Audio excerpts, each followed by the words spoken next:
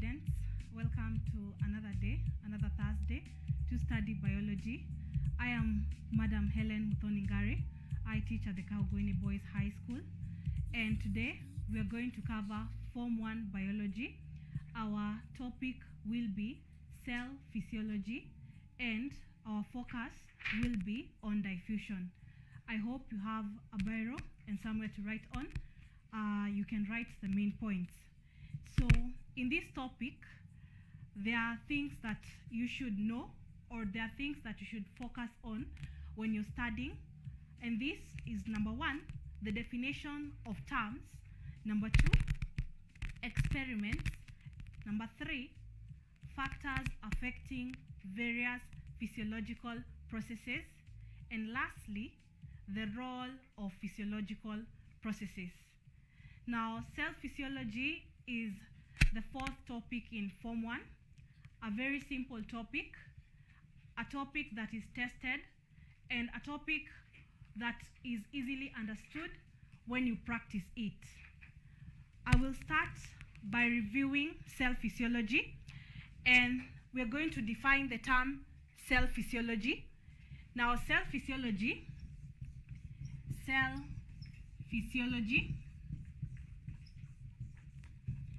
is the study of cell functions. It is the study of cell functions. Now, a cell is the basic unit of a living organism, and a cell is where most activities take place. For you, or for that cell to carry out these activities, it needs to get some raw materials, and that is what we are going to study under cell physiology.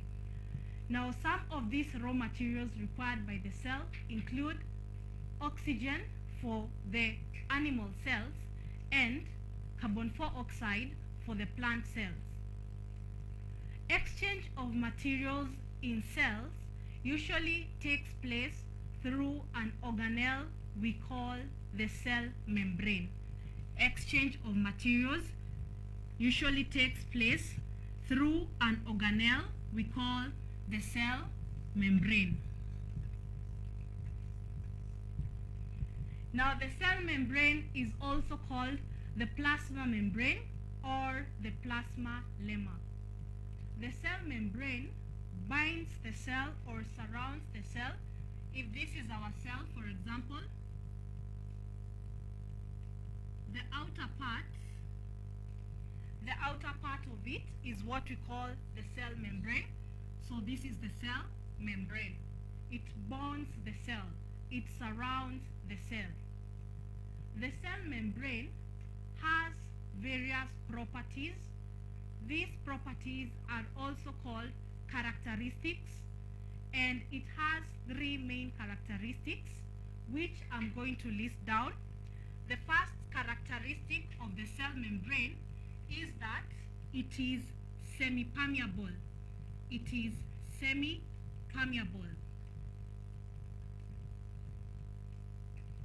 The second characteristic is that it is sensitive. It is sensitive to changes. It is sensitive to changes in temperature. It is sensitive to changes in temperature and pH. And lastly, it is polarized.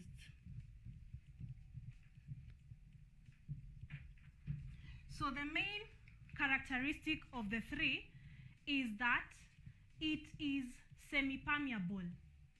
The word permeable means it can allow materials to get through. Semi means that it can only allow some materials to get through. So the meaning of being semi-permeable, it is the cell membrane only allows some materials to get in and out of the cell, or it selectively allows some materials to get in and out of the cell. I will demonstrate this. If a cell, for example, this is our cell, this is our cell. If this cell is placed in a solution that contains sugar which has dissolved and water, that is a sugar solution, you'll see that the water molecules are going to surround this cell. These are water molecules represented by the blue dots. Then I will represent the sugar molecules with black dots. These are sugar molecules, black dots. So the sugar molecules are bigger in size than the water molecules. This is sugar. We are representing sugar with the black dots, and they are bigger in size. So because of this size of the sugar molecules, the cell membrane will only allow water molecules to pass through. So it will select the water molecules to pass through. So only water molecules will be able to pass through, but the big, large sugar molecules will not be able to pass through. And I hope we are together on the concept of being semi-permeable. The other characteristic of the cell membrane is that it is sensitive to changes in temperature and pH. Now, temperature, when there's high temperature, the cell membrane has proteins which, if the temperature rises above normal or above optimum, the proteins in this cell membrane will get denatured. Denatured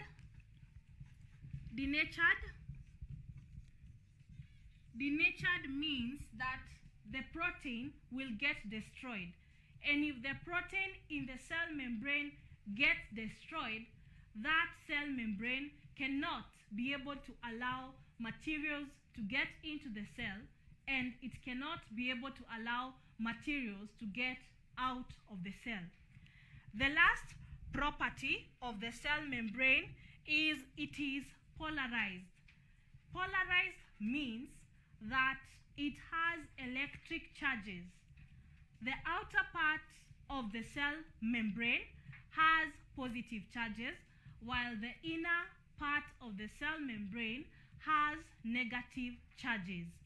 Now, all these charges enable that particular cell membrane to detect changes in its environment. I hope you're taking notes on these main points. Okay, we're going to draw a structure. We're going to draw a structure of the cell membrane so that we can have a visualization of what we are talking about. Structure of the cell membrane, so that we can be able to visualize what we are talking about here. So a cell membrane is made up of a phospholipid layer. It's made up of a phospholipid layer. And the cell membrane also contains spaces, and those spaces are called pores. So it is in these spaces that exchange of materials takes place. It is in these very spaces or pores that exchange of materials takes place. Now, what surrounds the spaces are proteins. So this is a protein, and this on this other side is a protein. So the space that is left here is what we are calling the pore. And it is through this space materials will exit the cell, and it is also through this space that materials will get into the cell. Now, this all together is what we are calling phospholipid.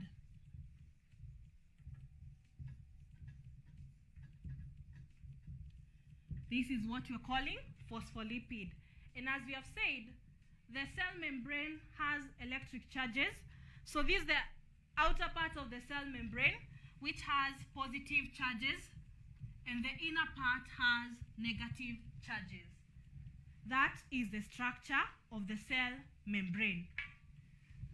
With that review, we can now be able to get into our main focus for today. Because we are learning about cell physiology, we have processes that enable materials to get into the cell. We have processes that enable materials to get into the cell. And we say some of these materials might be gases, might be water, maybe some substances such as glucose. So a physiological process is one that allows materials to get into the cell. We have three main types of physiological processes. And the first one is diffusion. The second physiological process is osmosis. And the third physiological process is active transport.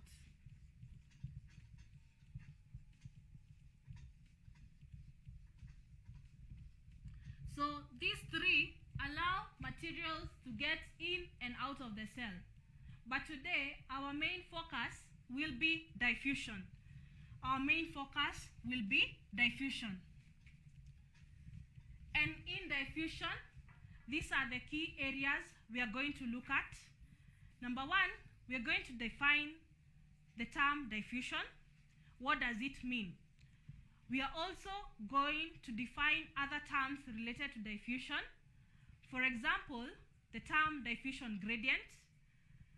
We are also going to look at experiments that are used to demonstrate diffusion. And we are going to look at factors affecting diffusion. What makes diffusion to be high? What makes diffusion to be low? Last but not least, we're going to look at the role of diffusion in living organisms. What is the function of diffusion? What does it serve in the bodies of living organisms? With me here, I have a snow spray. With me here, I have a snow spray. And this snow spray contains a lot of snow spray inside. This is a container. And this container is housing the snow spray inside. So the amount of snow spray inside here is a lot. The environment we are in right now does not have snow spray, but the snow spray inside here is a lot. So I can say that the concentration of snow spray inside this container is greater than that of the environment. The concentration of snow spray inside this container is greater than that of the environment. So what I'm going to do, I'm going to spray. And let's observe what will happen. I'm going to spray.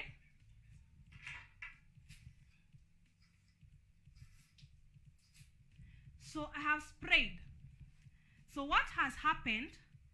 The snow has moved from its region of high concentration to another region of low concentration. The snow has moved from this container where it is in great amounts to another area where it is in less amount. And this is simply diffusion. And so, diffusion is the movement of particles from a region of high concentration to a region of low concentration. I will write that down. Diffusion is the movement of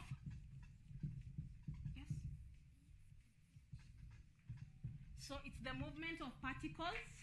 Let me use a darker pen. So it is the movement of particles. Movement of particles from a region of high concentration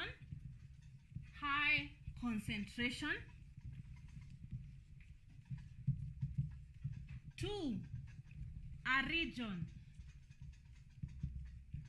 of low concentration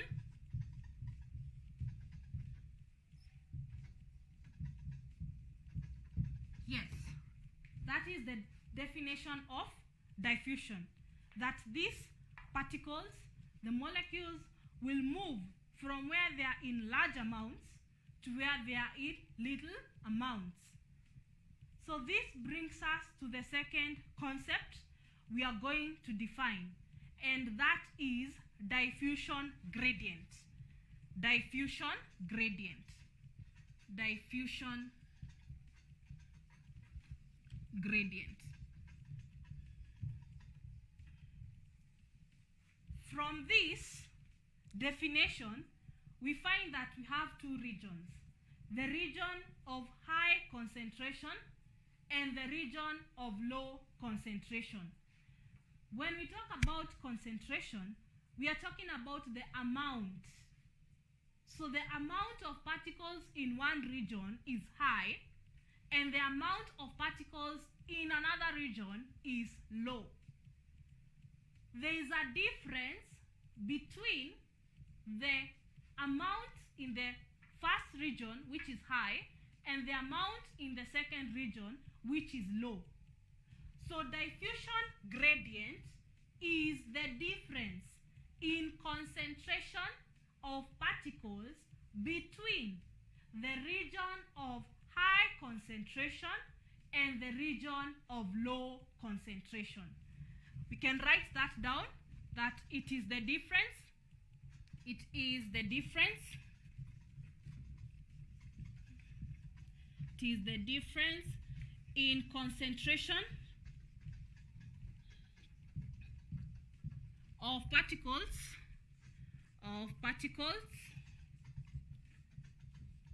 between region of high concentration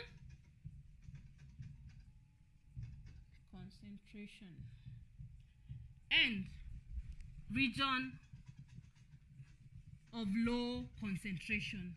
Region of low concentration.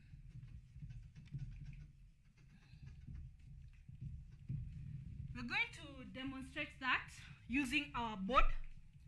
If this is our region of high concentration, high, and we have our region of low concentration. So we are going to assume that the particles of snow in this region were 100,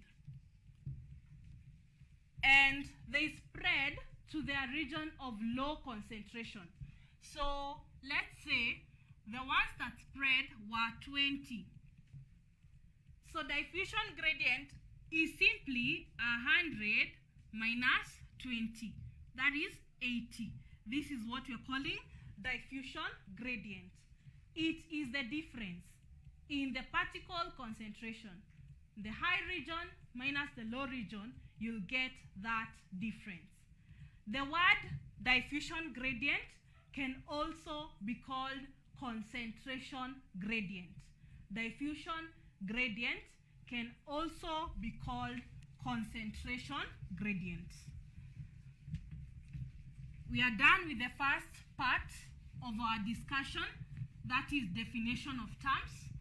Now we are going to focus on the second part of our discussion, which is experiments that demonstrate diffusion. Experiments that demonstrate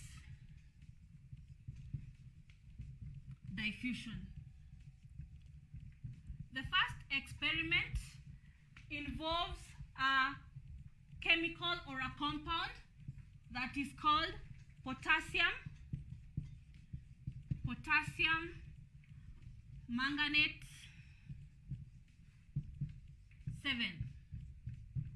So potassium manganate 7 is purple in color, and how it is used to demonstrate diffusion, a crystal of potassium manganate 7 is put in a glass rod. This is a glass rod.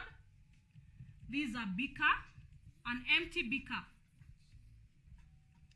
So a crystal of potassium manganate 7 will be put inside the glass rod until it falls to the lower region.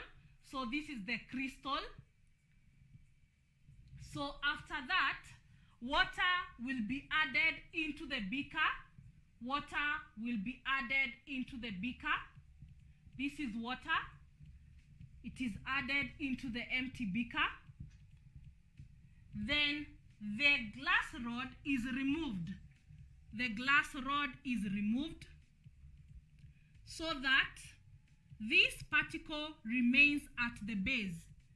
And so what will happen, the particles of this crystal will break away. They will break away and they will start spreading inside the water. So this is the crystal on the lower side. So this is the particle of potassium manganate 7, and the particles that compose it will break away. Breaking away means that they will spread themselves, and after a while, all the water will turn purple in color. After a while, all the water will turn purple in color. So this is water. Then the dots I'm going to draw, the circular dots, are the ones that are presenting the particles of potassium manganate 7. They are going to spread evenly in the water. The observation, what is seen after this experiment, is that the water turned purple.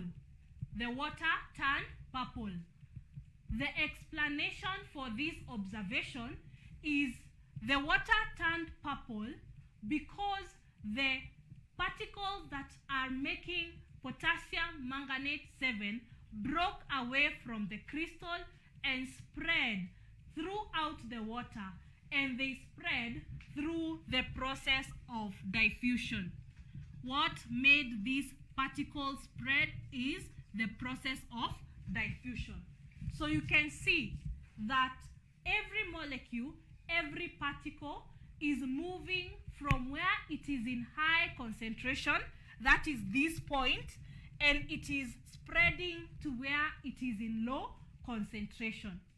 That is the first experiment that is used to demonstrate diffusion. The second experiment that is used to demonstrate diffusion is use of iodine and starch. In the laboratory, we do not have live cell membranes. We cannot remove cell membranes from live organisms and bring them to the lab. So what we have in the lab to represent the cell membrane is called a Viskin tubing. What we have in the lab to represent a cell membrane is called a Viskin tubing. A Viskin tubing is a clear paper that takes this shape, and this clear paper is semi-permeable. It is semi-permeable, meaning that it can only allow some materials to get inside it, and it doesn't allow others to pass through it. The second experiment will involve the use of the Viskin tubing. So this is the Viskin tubing. And we have said the Viskin tubing represents the cell membrane in biology experiments done in the laboratory. Now we have a beaker here. And in this beaker, we have a solution, and that solution is called iodine. Iodine. So iodine is brown in color. Iodine is a solution or a reagent that is used in the lab. It is a dye, and that is why it is brown in color. It is a dye, and that is why it is brown in color. Then in this experiment, what will be put in the viscine tubing is a starch solution. Starch solution. Starch is a compound. It's an example of a complex carbohydrate. So when you mix starch with water, you get starch solution. Starch solution is white in color. Starch solution is white in color. Now, when iodine reacts with starch, it forms a blue-black solution. When iodine, this chemical in the beaker, reacts with starch, it forms a blue-black solution. And so, in the lab, we say iodine is used to test for starch. This starch will be kept in the viscine tubing. So this is starch. It will be kept in the viscine tubing, and the viscine tubing will be closed at both ends to ensure there is no leakage. So what is inside here is the starch solution. Starch solution. So on one side, a string will be tied on one side, and this starch solution will be lowered in the iodine. This starch solution now will be lowered here.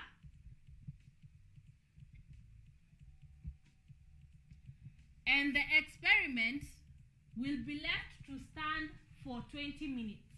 The experiment will be left to stand for 20 minutes. The experiment will be left to stand for 20 minutes.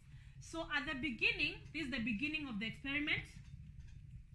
This is the beginning of the experiment. The starch solution will be white in color. It will be white in color. But after 20 minutes, that is at the end of the experiment, the starch solution will have turned from white, and it will have formed a blue-black solution. So this is the same beaker, and this is the starch solution, and it will have formed a blue-black solution. It will have formed a blue-black solution. The observation after this starch solution is removed is that it will have turned from white to blue-black.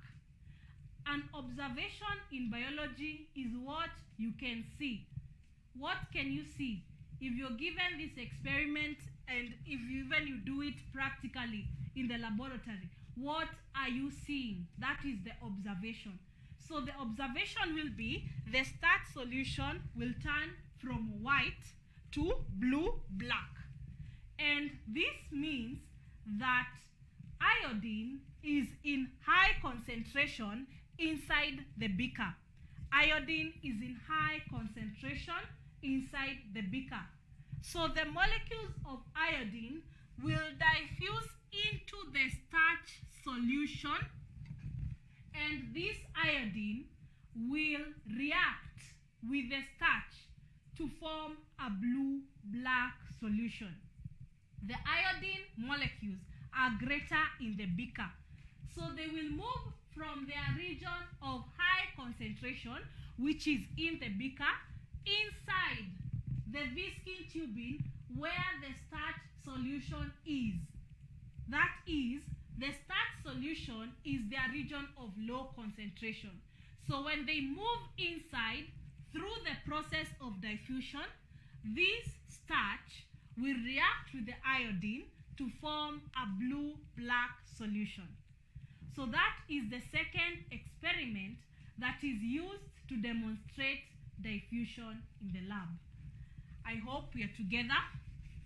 You can send your questions if you have any. You can send your questions through the phone number that is below your screen. so that we can have an interactive session. So we are going to continue.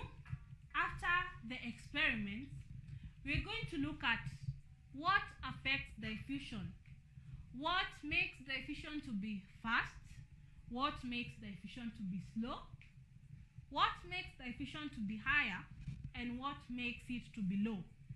So there are factors that affect the rate of diffusion.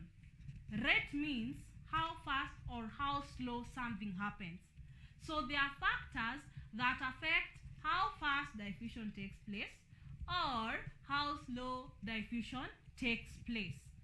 Now these factors are 7 in number, and there's an acronym that you can use to remember these factors. Factors that affect diffusion. There are 7 in number. So there's an acronym that you can use to remember these 7. So you write D, T cubed, S cubed. D, T cubed, S cubed.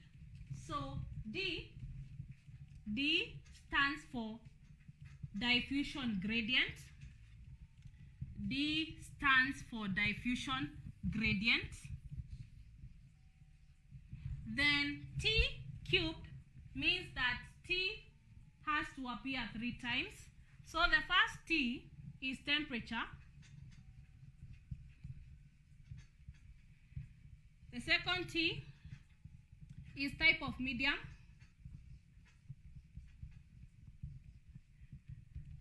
The third T is thickness of membrane. Thickness of membrane.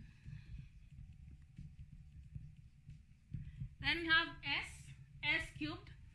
S cubed means that S has to appear 3 times. So the first S is size of molecules. Size of molecules. The second S is surface area. And the last S is surface area to volume ratio. Surface area to volume ratio. Surface area to volume ratio. So these are the 7 factors that affect the rate of diffusion. So we can state them first, then we are going to explain each of them. Diffusion gradient, also called concentration gradient, temperature, type of medium, thickness of membrane, size of molecules, surface area, and lastly, surface area to volume ratio. We're going to start with diffusion gradient. As I had defined before, diffusion gradient is the difference in particles between the region of high concentration and the region of low concentration. So when the difference is high, the rate of diffusion is high. And when the difference is low, the rate of diffusion will be low. We can demonstrate that. We had this small table here showing how particles are in the region of high concentration and in the region of low concentration. So in the region of high concentration, we're going to have 2 scenarios. This is the first one. In the region of high, there are 100 particles, when in the region of low, we have 20 particles. The difference or the diffusion gradient will be 100 minus 20, which is 80. Then we have another scenario where we have 100 in the region of high concentration and 2 in the region of low concentration. The diffusion gradient will be 100 minus 2, which is 98. So diffusion gradient here on this second scenario, or in the second scenario, will be greater than in the first scenario. So there'll be a higher rate of diffusion in this area because the difference in concentration is greater, and there'll be a low rate of diffusion in this area because the difference is lesser. So the higher the concentration gradient, the greater the rate of diffusion.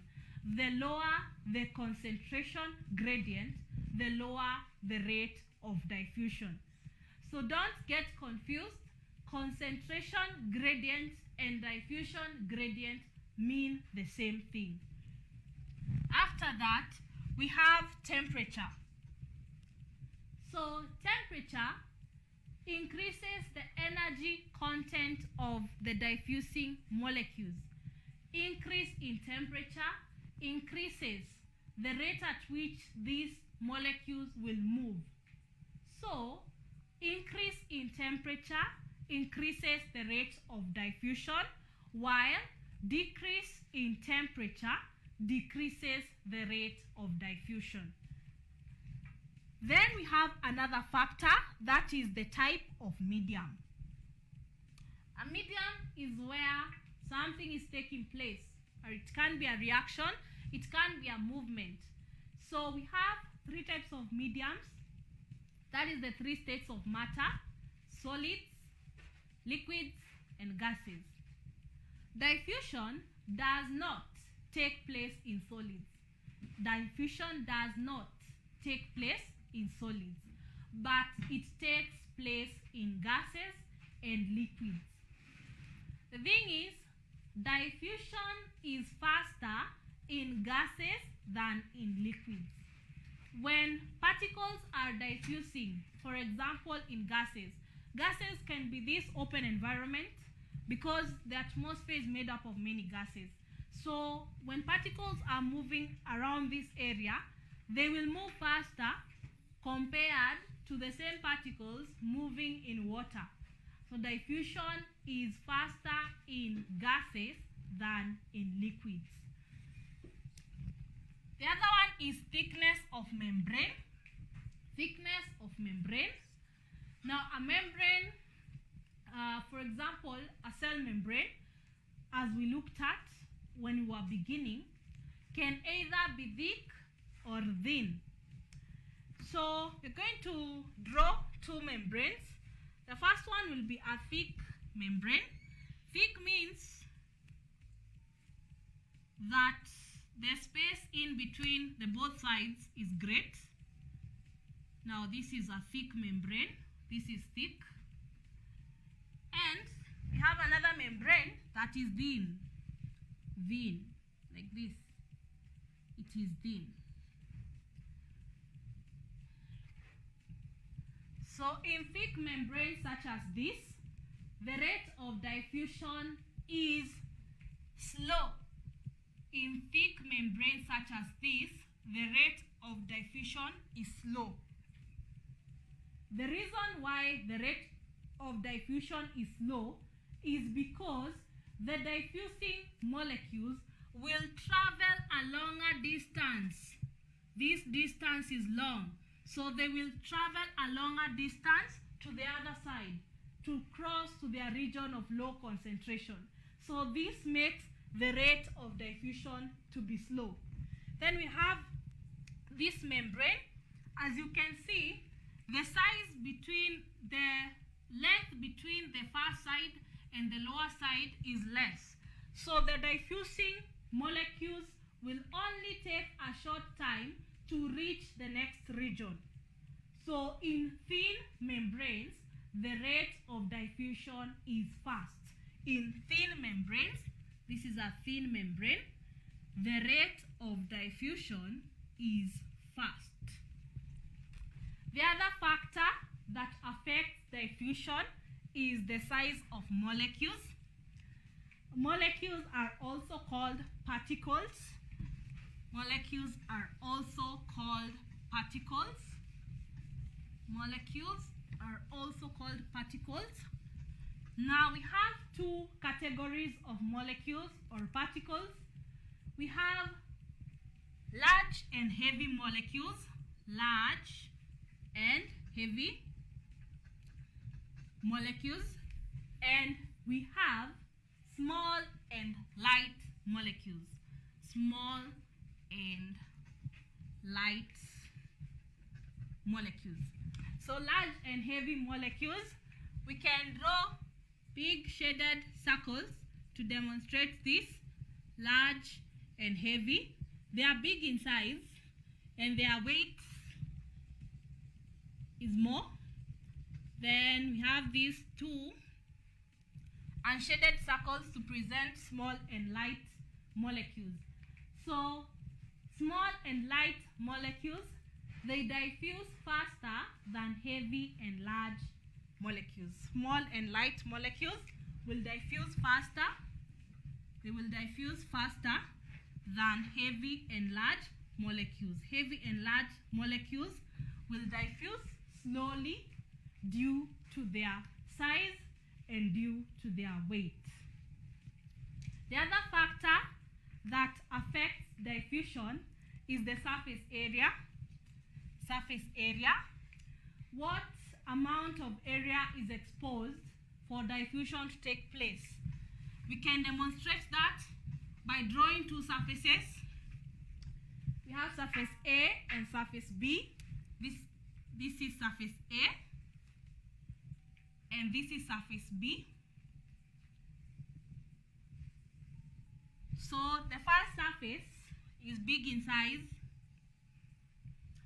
and the second surface is small in size. So the rate of diffusion will be high where the surface exposed is large, because a lot of molecules will be able to get to their region of low concentration. But where the surface area exposed is small, the rate of diffusion will be low. This is because a lesser area has been provided for diffusion to take place. So this is big, meaning that more molecules will diffuse, but this one, other side, this area, surface B, is small, meaning only a few molecules or particles can move to their region of low concentration. Last but not least, we have surface area to volume ratio. Now, surface area to volume ratio is a comparison between the surface exposed, for example, for an organism, versus its volume. So the higher the surface area to volume ratio, the higher the rate of diffusion. The higher the surface area to volume ratio, the higher the rate of diffusion. So those are the 7 factors that affect the rate of diffusion. Students, when you're outlining these factors and explaining them, you must give the both sides. For example, if it's temperature, you must say, how does high temperature affect diffusion? Then explain also how low temperature affects diffusion. Don't leave your notes hanging. Don't leave your answers hanging. Now, from these points, we are going to look at the role of diffusion. Role of diffusion. When I talk about role, I'm talking about the function. What is the function of diffusion? How does it affect? How does it help living organisms? This is the role of diffusion, also known as the function. The importance of diffusion. Role of diffusion. So we have these major roles of diffusion. Number 1, diffusion helps in absorption of materials in plants. It helps in absorption of mineral ions in plants. Diffusion also helps in absorption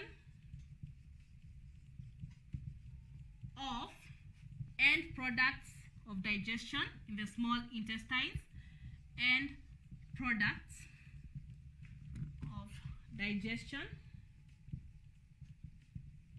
in the small intestines.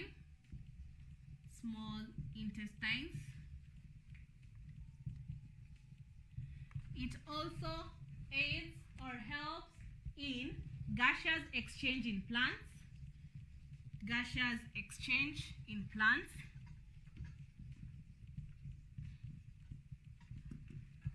It assists in gaseous exchange in animals.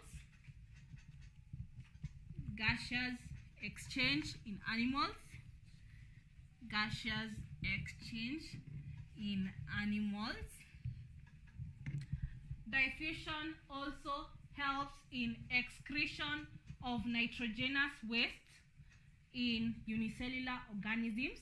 Excretion of nitrogenous wastes in unicellular organisms.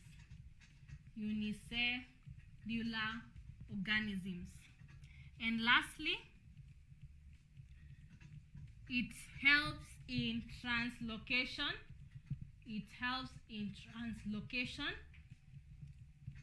Location of end products of photosynthesis.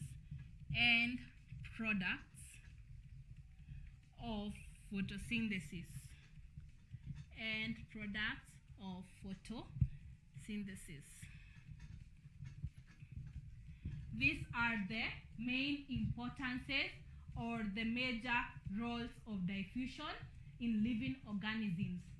This diffusion process assists both plants and animals.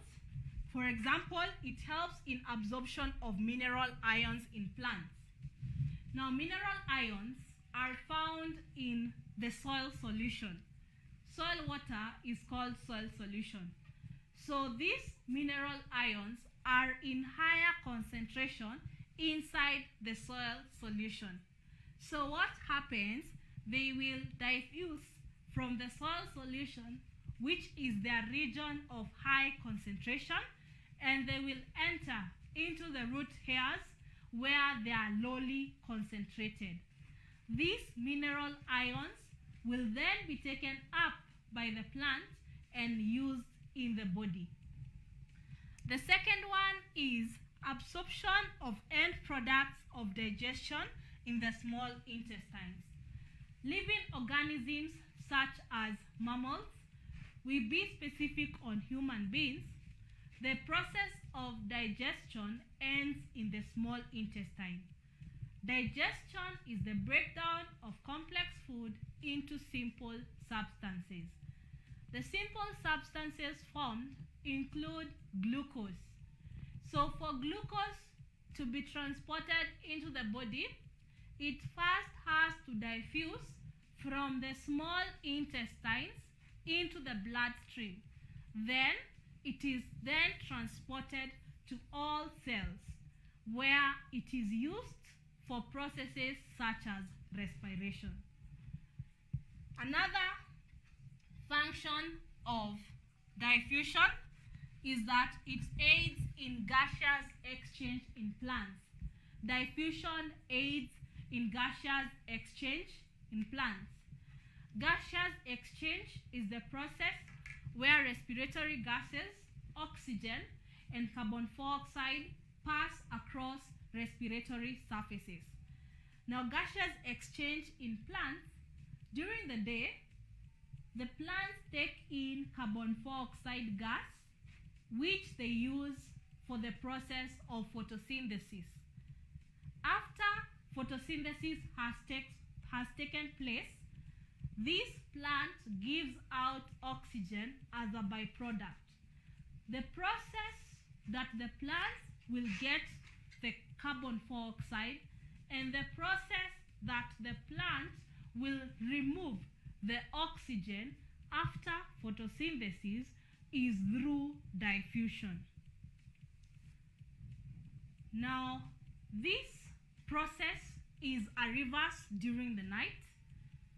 In the night, the plants take in oxygen and they also give out carbon dioxide through the process of diffusion. Next, we have gaseous exchange in animals. In gaseous exchange, we be specific on human beings. Gaseous exchange takes place in the air sacs. So when you breathe in, that air is rich in oxygen. So oxygen will diffuse from the air sacs into the bloodstream, and carbon dioxide, which is a waste gas, will diffuse from the bloodstream into the air sacs, and finally you will breathe it out so that it can be excreted to the external environment.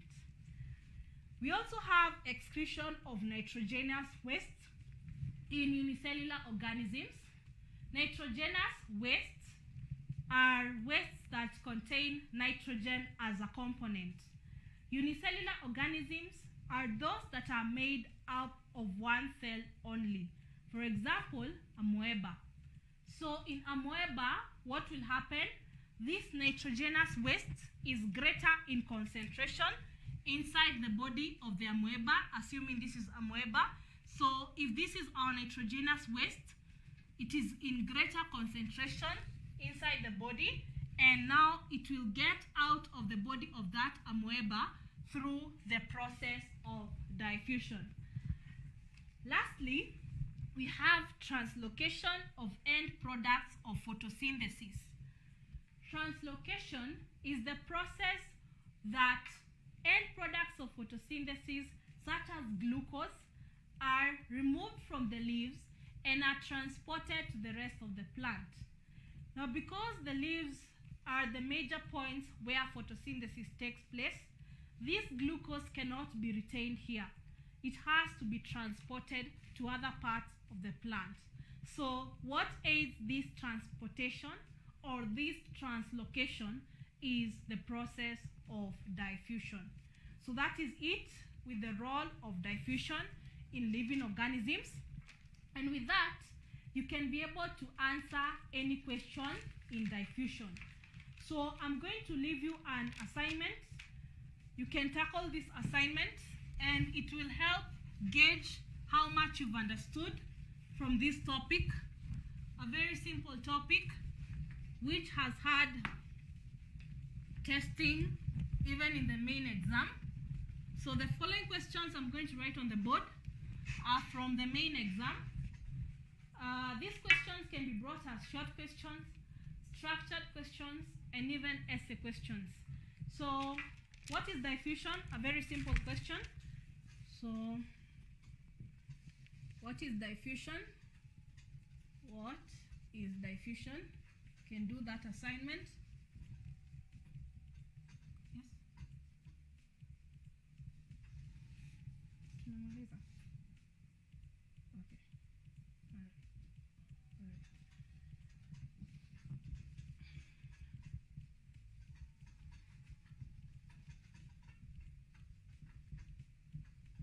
So the following questions will help you, and the following questions have been tested in KCSE. Very easy questions. Once you get the concept of diffusion, there is no question you cannot answer.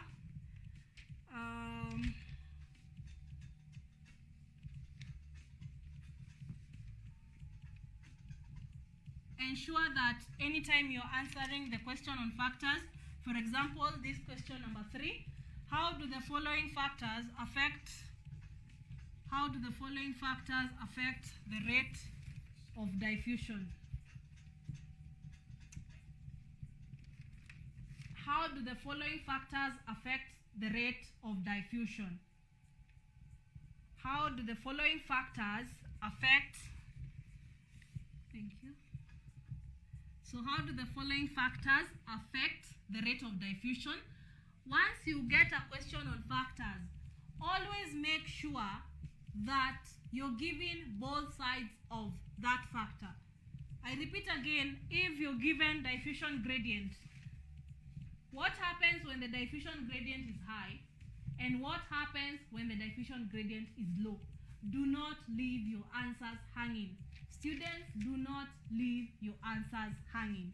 So for diffusion gradient, you say when it's high, what happens? When it's low, what happens? Then number B, we have surface area to volume ratio. Then we have temperature. So for each of these factors, give the both sides of the factor. Then these questions can also be asked in form of illustrations. You can be given illustrations, drawn illustrations. We can answer these together, maybe. We can answer these together. So this is an assignment. Ensure you have done it. It will help you a lot and it will help the content sink. So the setup below illustrates a physiological process. So this is the setup. We have this, we have dye molecules represented in black. Then we have a cell membrane. On this side we have water. So dye molecules, dye molecules. Then we have the same setup continuing, ensuring that some of these dye molecules are getting to the other side. Lastly, these dye molecules will become distributed equally on the both sides.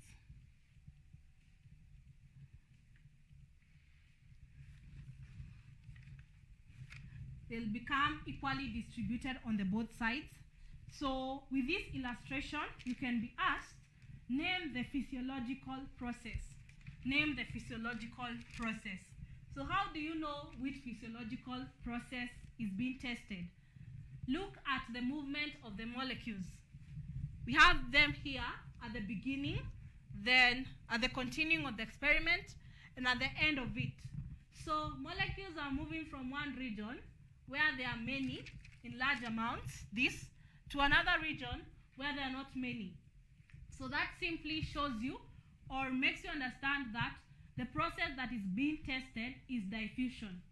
When you're writing diffusion, ensure that you have the correct spelling. Don't leave out the F. We write diffusion with double F. Then a question from the same. Give 2 examples of processes named above in plants. Which process in plants depend on the physiological process you have named? Which process depend on diffusion? And the question is very specific in plants, not in animals. Please, students, let us read the question again and again and underline the key points. In plants, that is the key point, in plants. So in plants, diffusion aids in gaseous exchange. It also aids in absorption of mineral ions from the soil solution into the root hairs. Then another question, state 2 ways by which the movement of dye molecules in the setup would be slowed down. State 2 ways by which movement of dye molecules in the setup. This movement from one region to another, how can it be slowed down?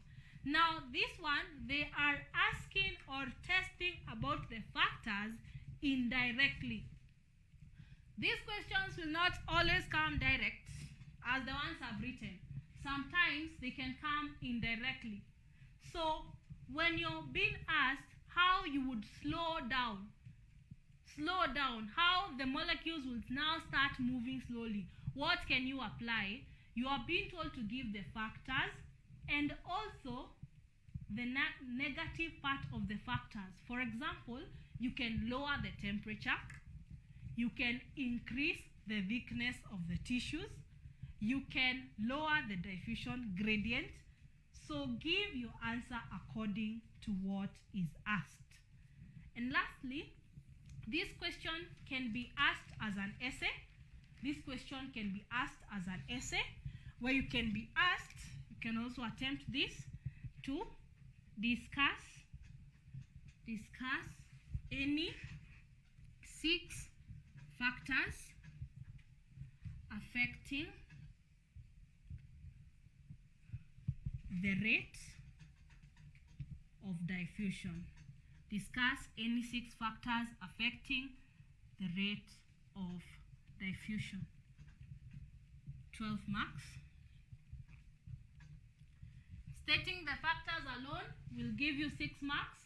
For every correctly explained factor, you get another 6 marks, and you get your 12 marks. A very easy topic, a very good topic, and I hope we're going to continue revising. Don't stop revising.